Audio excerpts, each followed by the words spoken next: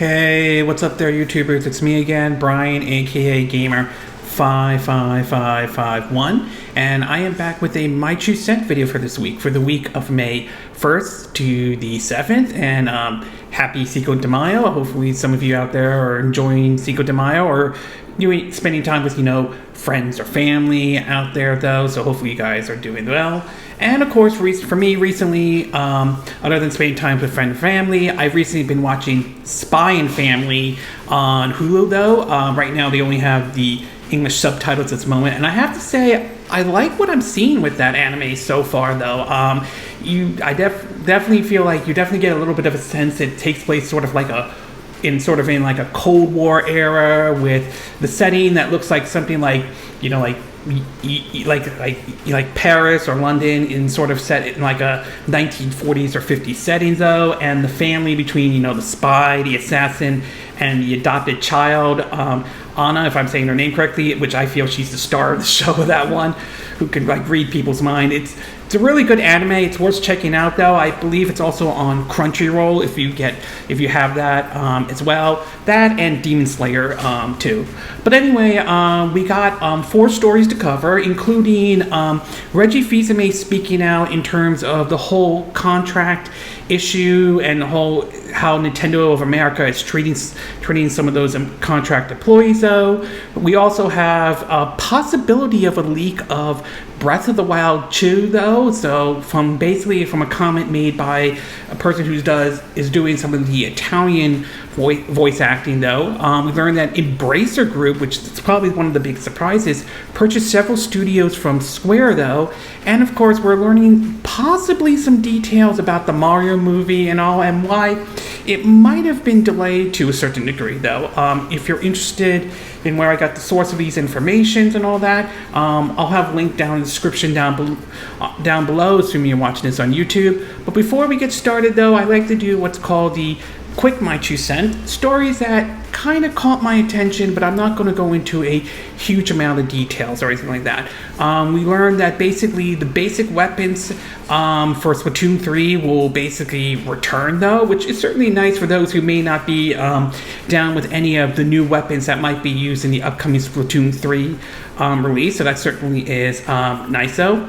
We also learned that Reggie Fils-Aimé, during one of his interviews with, I think, the Washington Post or Washington Post Gaming, had to fight really hard to get Wii Sport packed in for when the launch of the Nintendo Wii back in 2006, and supposedly Miyamoto wasn't happy about it. He's also made comments about Mother 3, which till this day, though, Mother 3 needs to come out, okay? I don't care about cultural difference. I don't buy the whole cultural difference argument, though. Just bring Mother 3 over and be done with it, Nintendo. Just really do that, though. We also learned that supposedly Activision Blizzard has advised stockholders to vote against the harassment report that I think basically came out of the state of New York, though. It's another situation with Activision Blizzard and the whole harassment issues that they have been going on lately, though, especially since they're under the microscope with the FTC over Microsoft buying Activision Blizzard. We just recently learned that they're going to be looking at Sony buying Bungie as well. We also learned that Psychonauts 2 was the best-selling game from Double Fine Studios, though, which is certainly very encouraging, though, and I do wonder if Game Pass also contribute to that to a certain degree, though. I do hope this opens the door to a Psychonauts 3. That would be certainly great, though, and I do hope this also opens the door to maybe seeing something like, say, Brutal Legends 2. I mean, if Psychonauts 2 can do very well as a sequel, though, I do think it does open the door to the possibility that maybe a Brutal Legends 2 might do very well indeed.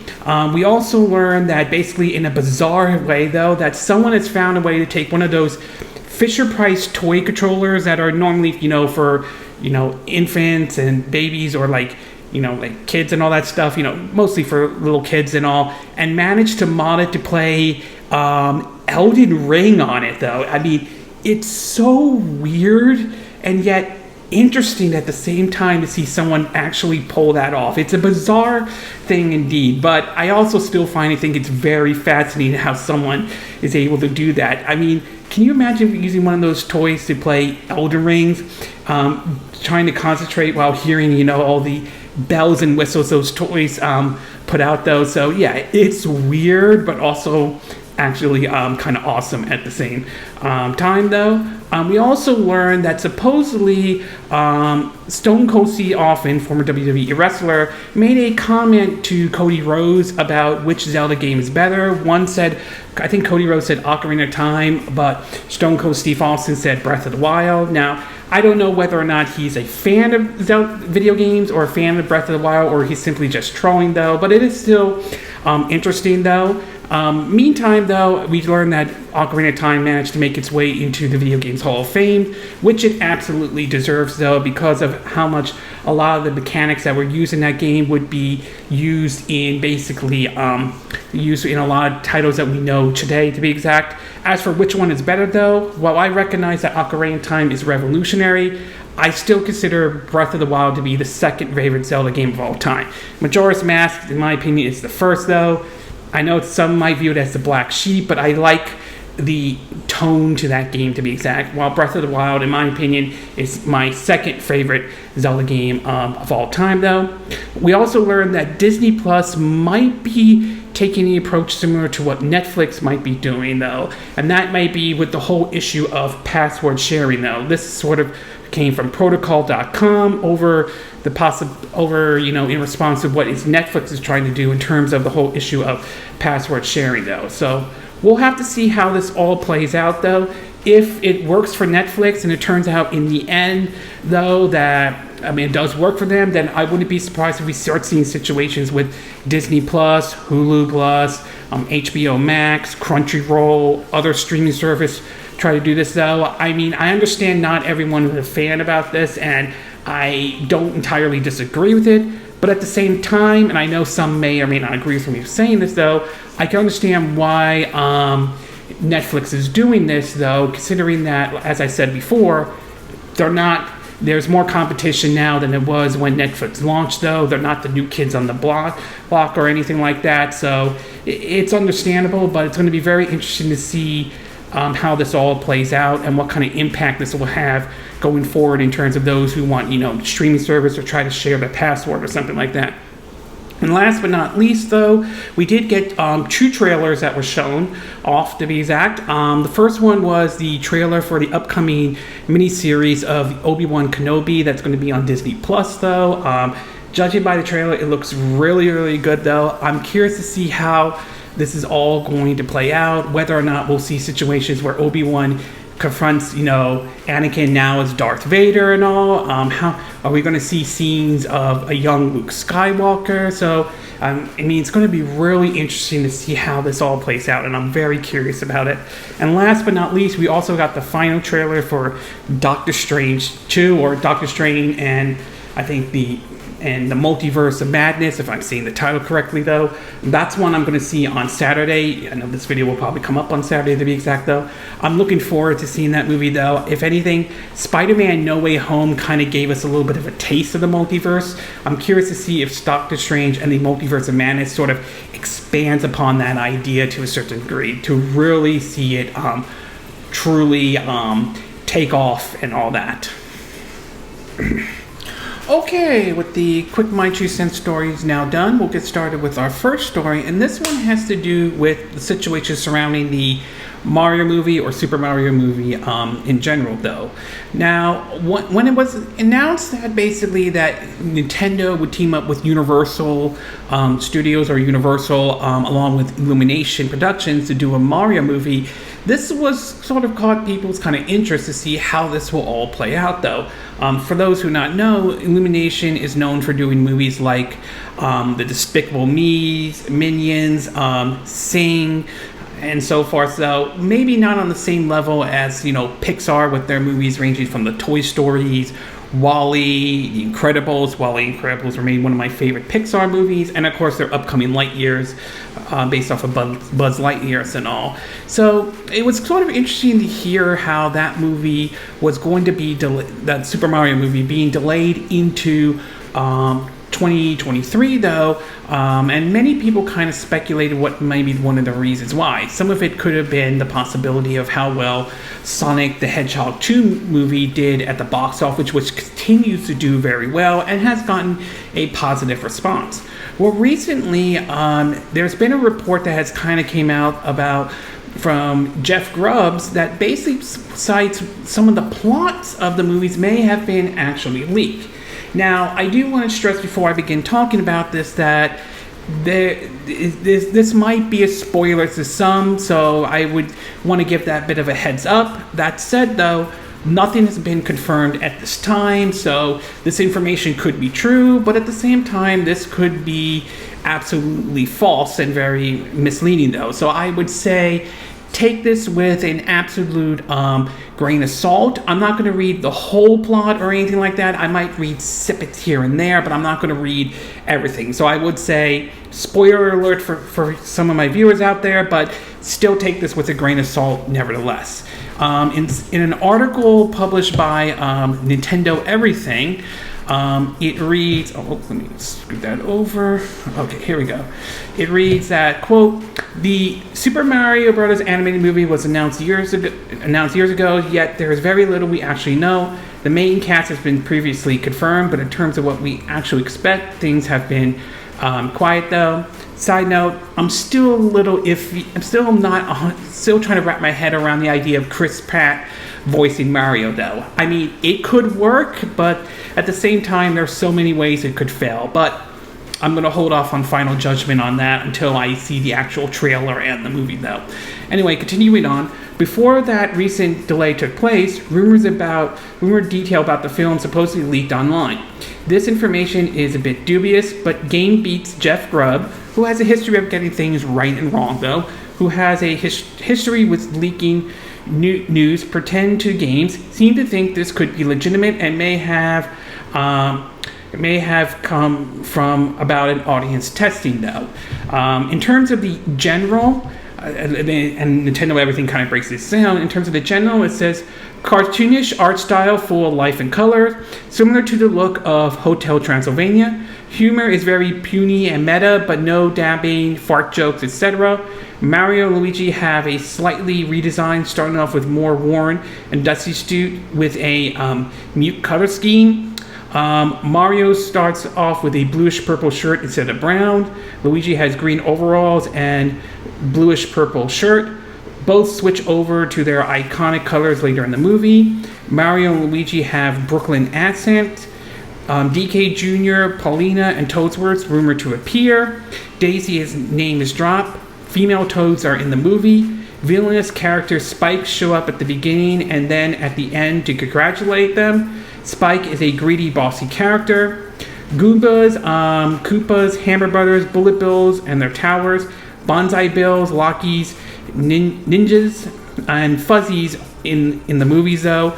In terms of the plot, so going into spoilers a little bit, I won't read the whole plot, but it does mention a couple of things, such as that Charles Manson will narrate the movie as Mario goes through different jobs before joining the Wrecking Crew. There's been some claims that he'll fight Donkey Kong, fight appears choreographically well and fast paced. Mario gets a golden hammer in the fight though. After hearing reports of gorillas and turtles fighting, he goes into the sewers to investigate. Mario runs into an older, cranky Donkey Kong and tries to communicate, but can't since he speaks gorilla. Both end up falling through a pipe in the Mushroom Kingdom, though. There's been reports of music's in it, though, and so forth. There's reports of, Mario fights Bowser and is defeated, though. So there's a whole lot in terms of the plot that they kind of spell out to be exact, though. As for whether or not this could be true or not, it's a possibility, though. When it comes to these plots and rumors that leak online, I take it to sort of a little bit of a, a bit of a grain of salt. That said, though, I will say that I'm still somewhat mixed on this movie to some degree. I'm not really sure about it being a musical, to be exact, though. I'm not really a big musical type of a person, though. But, I mean, it might be good, to be exact, though. It's going to be very interesting to see how this movie entirely plays out, to be exact, though.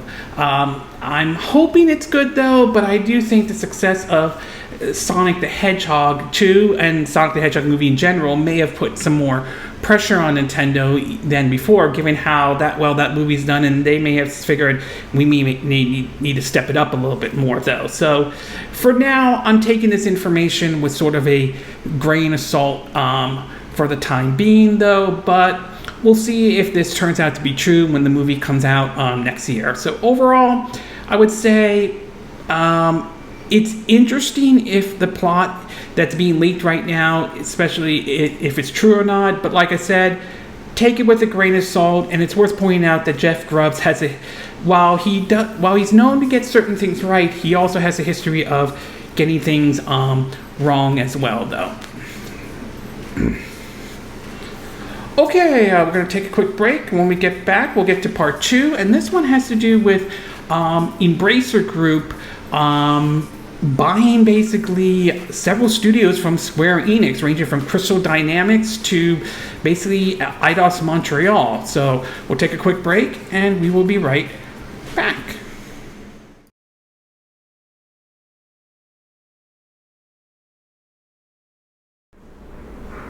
Okay, and we are back with part 2 of my Two Cent video, and for this one, we're going to be taking a look at the situation surrounding Embracer Group and their decision to buy basically several of Square-Enix studios, Eidos Montreal, Crystal Dynamics, and others as well.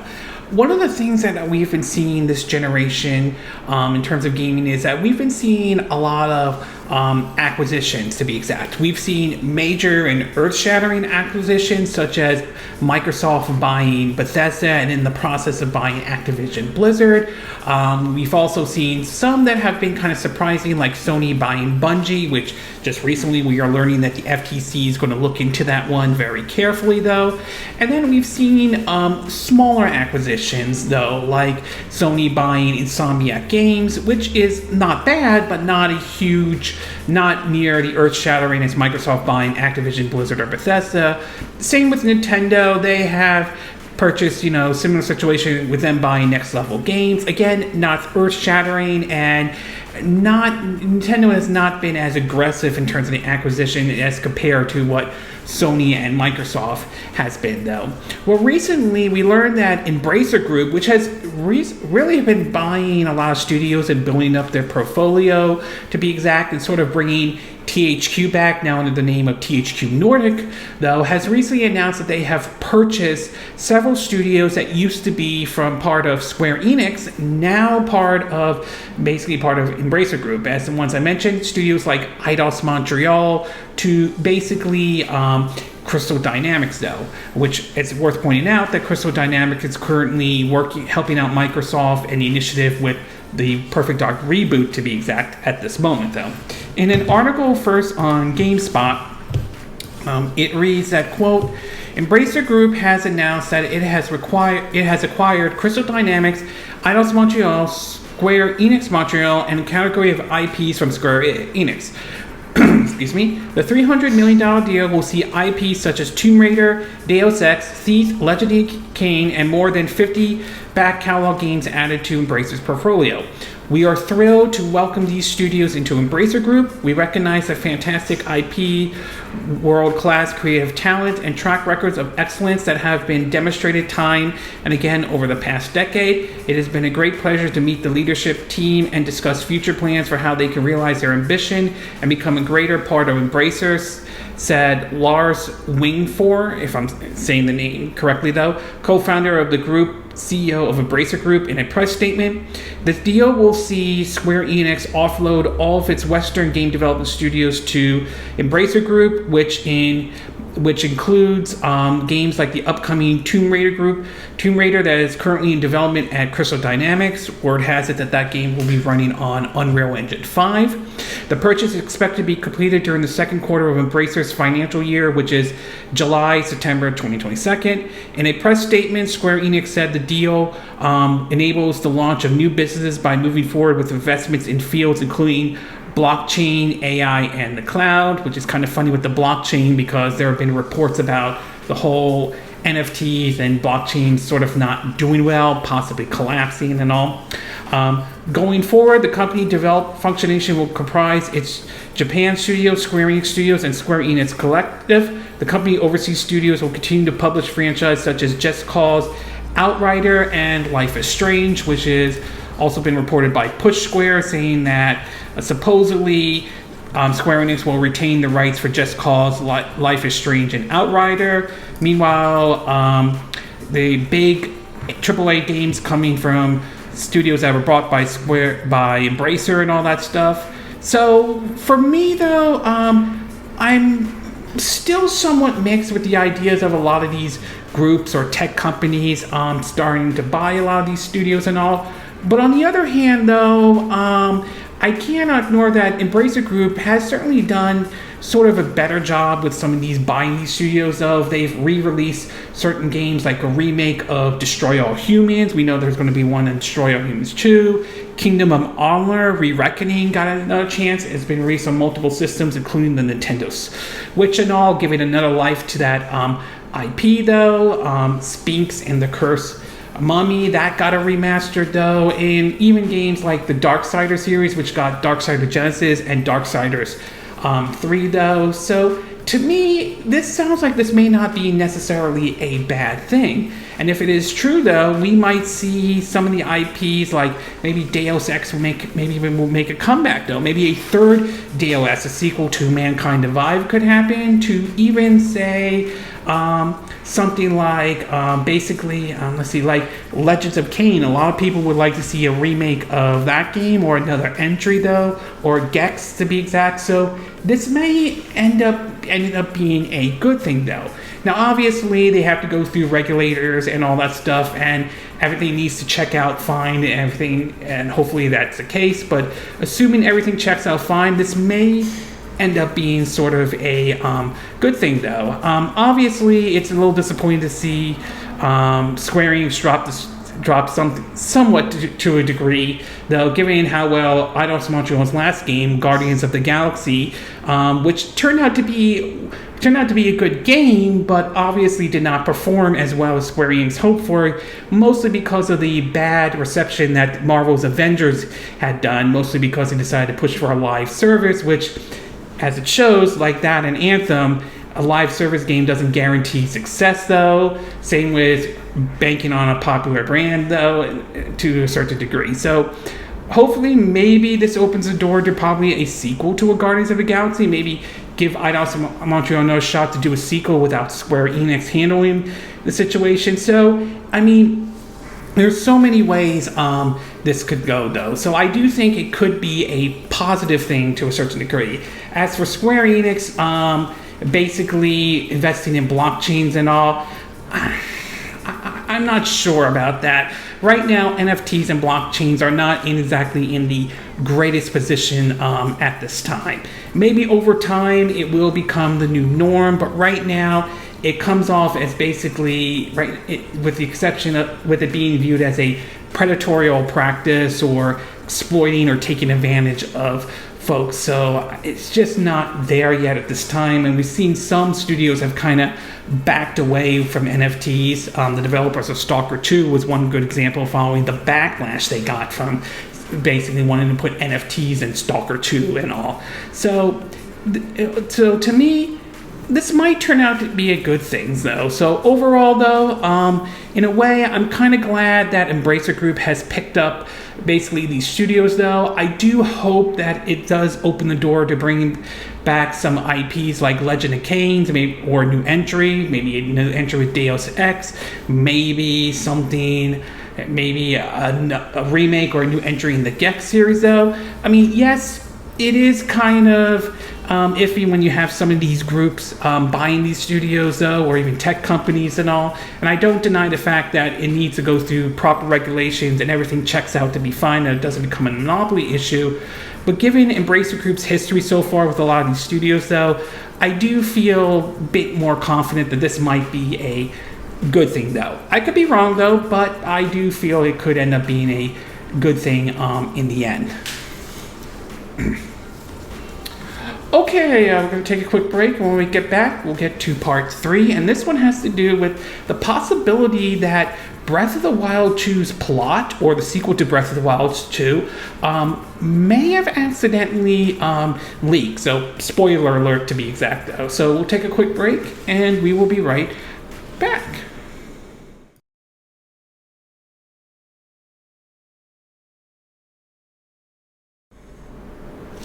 Okay, and we are back with part 3 of my 2 cent video for this week. And for this one, we're going to be talking about Breath of the Wild 2 and the possibility of some of the plot may have been leaked. Now, granted, we're going into spoiler territory possibly, so I do want to give a quick heads up for a lot of you folks out there, though. Now, with basically one of the things we learned this year was that Breath of the Wild 2, or the sequel to Breath of the Wild, was originally supposed to come out this year. However, Nintendo did a video and released an update announcing that the game was going to be delayed into next year, though. And while that is certainly somewhat of a disappointment, though, to be exact, though, it's certainly not something I'm losing sleep over. I would rather Nintendo take their time and ensure they nail down everything they need to nail down before releasing the game out into the public, though. So I'm not really losing sleep over it, though. Since then, there have been some snippets here and there about Breath of the Wild, including speculation of what the game may or may not be. Well, recently, a voice actor for doing the Italian dub of it may have potentially leaked some information about Breath of the Wild 2 and what direction we may be going with it, though. Now, before I begin, I do want to stress that, again, this could be a spoiler, though, so if you don't want to listen to spoilers, then you probably want to skip this part of the My 2 Cent video. That being said, though, there's no official confirmation of whether this is correct or not, so time will ultimately tell if this turns out to be true or not. But this is a warning, so final warning in terms of the spoiler part. Anyway, in an article from Nintendo Life, it says, quote, and final warning on the spoiler part, one of the folks from Lega Hyrule, an Italian Zelda fan community, recently had a chat to interview one of the Italian voice actors working on Breath of the Wild 2 and its returning one too. Speaking to one of the folks, though, the voice for Drake, Daruk, I apologize for not saying the name correctly, though, in the original game, the actor revealed that he is voicing one of that character's ancestor in the follow-up, which sounds a bit more serious than his eventual successor. This person confirmed that this ancestor is not Darunia, the Goron from Ocarina of Time and Wind Waker, but he couldn't remember the name. It's a little bit sad that this is not likely a fun reference to the recent Zelda game, but this person put forward that this Goron ancestors could possibly be the champion from 10,000 years ago, the original plot of the divine beast Rudana, Rudania. It said in the brief interview, he confirmed he's also voicing Daruk in the sequel, but if you remember, this person is in the afterlife during the events of the Breath of the Wild. So what is going on here? Will Link be visiting the afterlife? Flashbacks? Will there be time travel? Just some more of this person's protection ready to roll. What of the other champions' ancestors? So it does seem a little bit interesting about basically this person may be voicing one of the ancestors, though. So it does bring up a whole lot of speculation of what this means. Could Breath of the Wild 2 be, or the sequel to Breath of the Wild, could it be actually a prequel to the events of the first game, to be exact, though?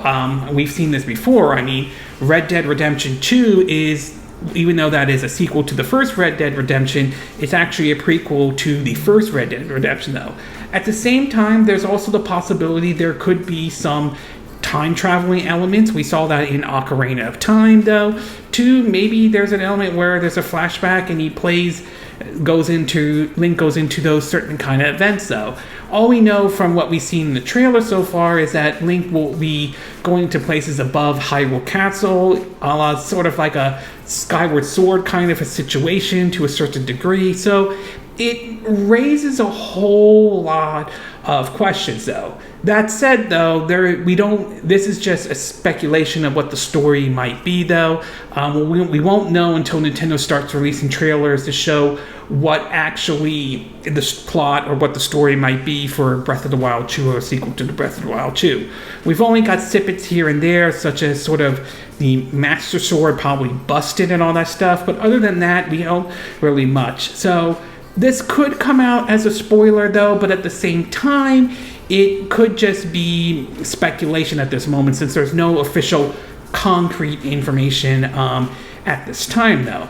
Meanwhile, though, with Breath of the Wild 2, or sequel to Breath of the Wild, now being delayed into next year, there's been some speculation of the possibility that Nintendo could fill in this gap with a possibility to release of maybe a HD remaster or a remaster with Wind Waker and Twilight Princess that could make their way over to the Nintendo Switch. In an article from Nintendo Life, again, it reads that, quote, rumors surrounding the potential port of Wind Waker and Twilight Princess on the Switch are seemingly never ending. With the recent delay of Breath of the Wild 2 into 2023, industry figures are once again speculating that the classic GameCube and Wii titles may see the light of day later this year. Jeff Grubbs, upon answering a listener's question on his YouTube channel, has expressed his confidence in Nintendo releasing a double pack on Switch containing both Wind Waker and Twilight Princess, emphasizes his belief that if Nintendo don't do it this year, it may never come to fruition. Here's what he had to say, quote, they want to have a Zelda thing every year. They've been holding on to this. Why wouldn't they just put it out this year? And if they don't put it out or some other Zelda title this year instead of just waiting for Breath of the Wild 2, I just will not understand. I do think the game, as much as it was a joke in the Mega 64 video, I do believe it does actually come out in October. I think we'll get that in October. I think we'll get a Metroid Prime remaster in November, and I think we'll get Advance War 1 and 2, 1+2 in December. It's important to make it crystal clear that Jeff is more or less speculating in this video. However, educating his guess may be, it's entirely possible Nintendo doesn't launch Wind Waker or Twilight Princess on the Switch at all, but we at Nintendo Life remain hopeful, though. Do I think it's possible Nintendo could bring over Wind Waker and Twilight Princess over to the Nintendo Switch? I think I certainly won't completely rule out that possibility, to be exact, though, especially considering Skyward Sword did get ported over to the Nintendo Switch, and that did very well for Nintendo. It was in one of the NPD charts, so it's certainly not out of the realm of possibility, and it does kind of make sense, to be exact, though, that to port that over, considering the fact that Breath of the Wild 2 won't be out this year, though. That said, if it does come out to the Nintendo Switch, it remains to be seen what they will do with it, though.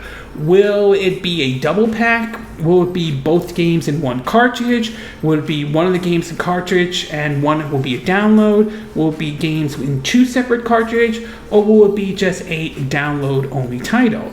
Also, will any of the motion controls that were used in Wind Waker HD on the Wii U be brought over? Same with Twilight Princess as well. Will any of the motion controls be used from either the Wii U version or even the option to play it similar to when the game launched on the Wii back in 2006, though?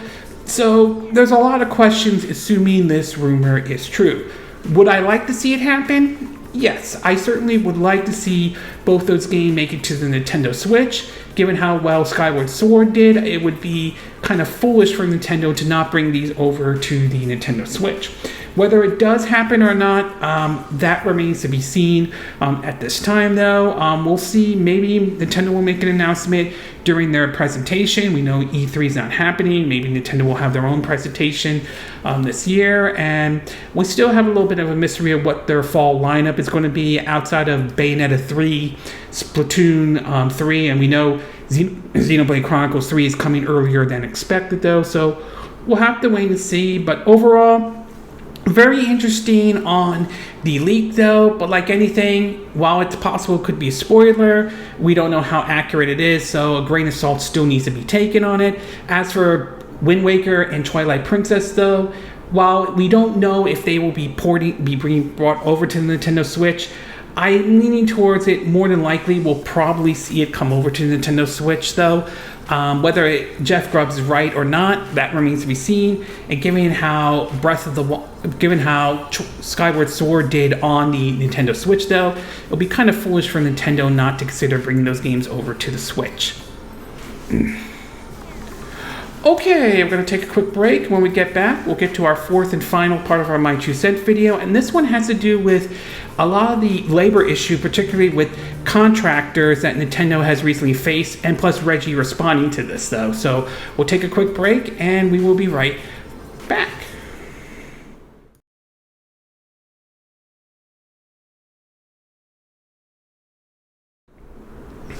Okay, and we are back with our fourth and final part of our My 2 Cent video, and for this one, we're going to be taking a look at the situation Nintendo is facing. A lot of this has been a Nintendo-related video, and that has to do with contractors and basically some of their employees and all. Now, recently, we've been seeing a lot of push for unionization in the gaming industry, though, because of a lot of it ranging from the working conditions, ranging from crunch time to how a lot of the employees have been treated, though. We've seen this before recently with Activision Blizzard as the push for Raven software testers to unionize and all that stuff. And now it seems as though we've also heard about, how Nintendo of America basically is being under investigation, I think with like a labor board or something, over the treatment of full-time contractors and all that stuff. Well, recently, Reggie Fils-Aimé has sort of weighed in on this, though, and has sort of responded to a lot of these allegations that Nintendo is currently facing, or Nintendo of America, though. In an article from Video Gamer, it reads that, quote, and this is sort of a quick summary of it, though, in an interview with the Washington Post, Reggie Fils-Aimé spoke about the current contract workers controversy at Nintendo. A Nintendo of America employee filed an official complaint last month regarding Nintendo's alleged interference in unionization effort. IGN and Kotaku have both spoken to current and former contract workers on the situation. They include criticism of the pay and benefits to contract workers, though, as well as the lack of opportunity for progression within the company and a general feeling of exclusion, though. IGN has recently did a huge article and huge story about it, though. Links will be in the description of this video if you're watching this on YouTube, though. And according to what Reggie said, quote, "A core focus while I was at Nintendo of America was having a healthy culture within the company," said Fils-Aimé. "I know I was able to achieve that." Fils-Aimé noted that the situation in the report does not seem like a healthy culture. Fils-Aimé spoke about the treatment of contract workers while he was there. While I was at Nintendo, we routinely have meetings and events where the associates with our associates. That's how we refer to our contract employees. We invite. He also mentioned inviting contractor workers to bi-monthly and quarterly lunches. Fils-Aimé then went on to say that the nature of the report and the division between contractors and full-time employees was saddening, saying, quote, "The report I heard really struck me as just not the company I knew, and I'll just leave it at that." It's worth pointing out that, according to at least Nintendo's side of the story, though, they're saying that this contractor may have leaked certain information that they did not want them to leak, though, but they are certainly cooperating with sort of, I think, the labor board in terms of this investigation. I will say, as a Nintendo fan, though, it kind of breaks my heart to hear something like this, that a company you grew up with a lot of their products and all that stuff, though. Nevertheless, however, I do not believe Nintendo deserves a free pass, though. I do agree these are very serious allegations, and they do need to be investigated to the fullest, though. And if these allegations are true and Nintendo is kind of caught red-handed on this, then they should face the consequences of their actions, though, okay? And I do believe that any decision to unionize in any type needs to be the employees' decisions. The employees need to make the choice of whether or not they think unionization is the right direction to go, and sort of weigh the pros and cons on it, though. It's a position I held when we heard stories about how Starbucks employees decided to unionize.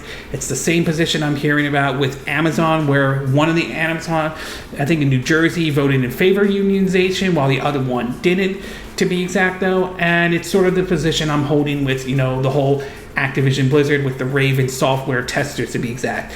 This has to be the employee's decision, though. And while I certainly do agree that employees should not be pressured or intimidated or threatened to join a union, though, I will also condemn basically any attempt of any union busting tactics of any type, to be exact, such as some of the reports we've heard about ranging from what Activision Blizzard tried to do, and if these reports are true about what Nintendo was trying to do. This got to be the employee's decision, and they have to make that call, though. So as much as I like Nintendo, they do not get a free pass on everything. They are not the Messiah or the second coming of Jesus, to be exact, though. And if these allegations are true, they have to face the consequences for their actions, though. Is it possible things may have changed at Nintendo Nintendo of America since Reggie Fils-Aimé left, though? That's a possibility. I cannot completely rule that out, though, or anything like that. So, or it may be true or maybe not. So we don't know for certain, and I do think it's important that this investigation takes its course, though, removing any kind of outside interference whatsoever, though. So we'll have to wait and see where this all plays out, though. I'm not saying Reggie may be right about what he said. He could be wrong. So we'll have to wait and see how this all plays out. But overall, though, certainly not a great light for Nintendo of America, though. And like I said, as a fan, it kind of breaks my heart to hear this kind of stuff, though. But I cannot ignore, I'm not going to turn the other cheek or anything like this. This is a very serious allegation that Nintendo of America and Nintendo itself is facing. This has to be investigated properly, though, and if the evidence is, if it's true that Nintendo may have did something wrong, though, then then they have to face whatever consequences that is going to be faced with them, though. And like I said earlier, though, any decision of unionization has to be the employee's decision. They got to decide whether or not unionization is the right direction to go. No one should force or intimidate people to join a union, but there should not be any attempt to try to prevent any unionization or anything like that. Like I said, employees need to weigh the pros and cons on it, but at the end of the day, it's got to be the employee's decision, though. And when you hear stories about what happened at Activision Blizzard, barring Microsoft buying Activision Blizzard, though, I will say I'm a bit more in favor of unionization in the gaming industry, though, especially when you hear stories ranging from how employees are treated, especially female employees, to especially the issue of crunch in general, though. Okay, this concludes this My 2 Cent video for this week, though, for the week of May 1st to 7th. And again, these are my opinion. What are yours? What are your thoughts about some of this information regarding the Mario movie, or based on the screen testing, though? Do you think this is legitimate? Do you think it's probably false or anything like that? Do you think there may be some truth to this information that's come out? What are your thoughts about Embracer Group buying several studios like Eidos Montreal, Crystal Dynamics from Square-Enix? Do you think that this could lead to a lot of good things, though? Do you think this could lead to a revival of certain franchises that have been dormant? Do you think Square-Enix made the right move to sell off these studios, especially their decision to focus on blockchain, AI, and cloud? What are your thoughts about this Breath of the Wild 2 leak or sequel to Breath of the Wild? Do you think this leak is legitimate? Do you think it's probably false or any way? Do you think the plot sounds interesting or not interesting at all? And what about basically the possibility of Wind Waker and Twilight Princess coming to the Switch this year? Do you think this is accurate? Do you think it's going to happen, or do you don't think it's going to happen at all? And what do you think about Reggie's comment on this contractor complaint and all that, though? Do you think that he was correct, that this is not the situation when he left, though? Do you view this as a very serious allegation Nintendo of America and Nintendo is facing, to be exact, though? Do you think that it's high time for the gaming industry to unionize or anything like that? Do you agree with what I said in this video? Do you disagree? Do you have a difference of opinion? As always, sound off on the comment section below. Let me know what you think. And if you do like this video, I hope you hit the like button. I would appreciate it. And I hope you do subscribe to my YouTube channel. If you do, make sure you hit the bell icon for notifications of any new videos I put up. Also, feel free to share this video if you want to, and feel free to donate to my channel if you like. You could do it through PayPal me or Patreon. Links will be in the description of this video, assuming you're watching this on YouTube. And I will see you again next time when I do another video. Hopefully that'll be soon. Until then, from Southern California, wish you all a good day then. Bye!